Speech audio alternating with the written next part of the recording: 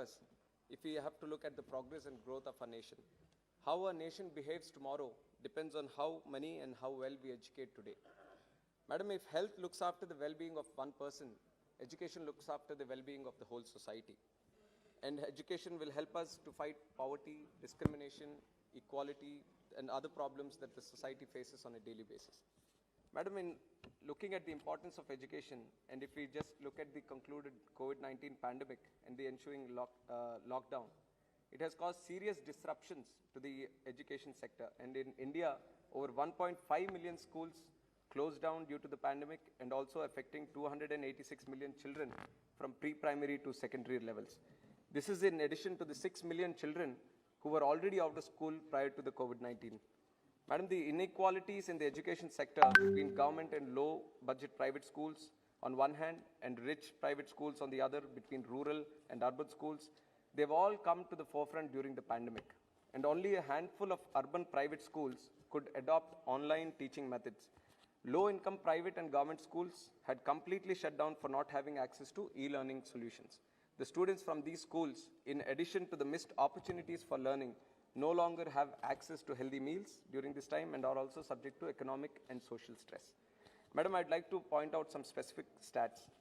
One, according to the ASER report in 2019, which was released in 2020, only 16% of children in class 1 can read the text at the prescribed level, while almost 40% cannot even recognize the letters. And the urban literacy rate today is 85%, whereas the rural literacy is at 69%. The Ministry of Education has allocated 93,224.31 crores, which seems to be a decrease of 6.13% over the previous year. This is 2.67% of the whole union budget, and in the previous budget, we had 99,300 crores allocated, which was 3.2% budget. Madam, with these statistics, I would like to point out that the national education policy which has come out, it is very, very comprehensive, and it was very appreciated of the central government.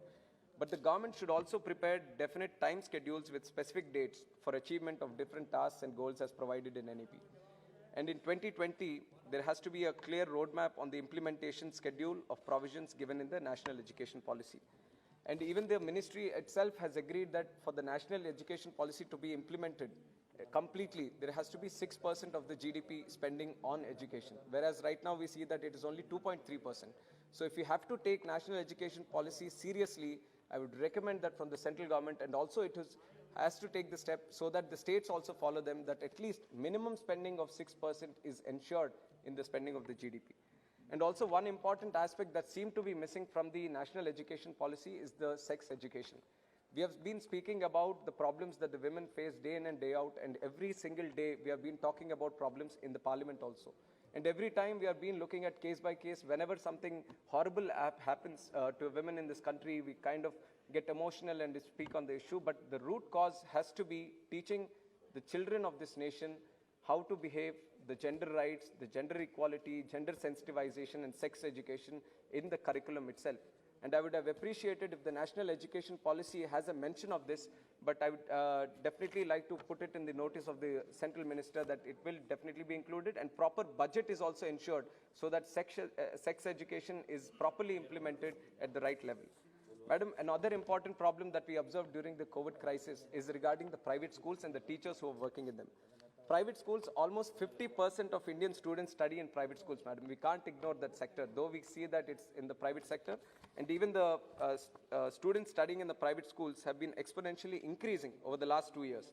Due to the shutdown of schools during pandemic, the financial health of low-budget private education institutions has deteriorated, leading to many private teachers being laid off or not being paid salaries.